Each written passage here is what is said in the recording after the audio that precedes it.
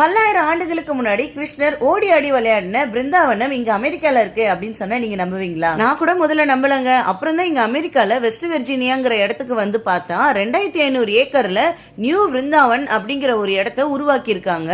உண்மையிலேயே இந்த இடத்த பார்க்கும்போது கிருஷ்ணர் வாழ்ந்த அந்த பிருந்தாவனம் இப்படிதான் இருந்திருக்குமோ அப்படிங்கிற அளவுக்கு ஆச்சரியப்படுற மாதிரி இந்த இடம் அவ்வளவு அழகா இருந்தது. இந்த இடத்துல வேற என்னெல்லாம் இருக்குன்னு பாத்தீங்கன்னா கிட்டத்தட்ட 600 பக்தர்களோட வீடு, பக்தர்கள் வந்து தங்கறதுக்கான guest house, college, school, restaurant, அப்புறம் dairy farm, rose garden, peacock house, தாமரை குளம்னு ஏகப்பட்ட விஷயங்கள் இருக்கு.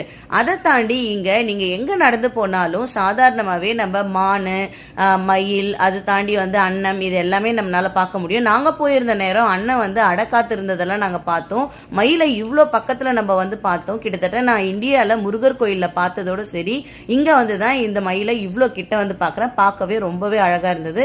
இன்னும் வேற என்னெல்லாம் இங்க இருக்கு அப்படின்றத அடுத்த வீடியோல பார்க்கலாம்.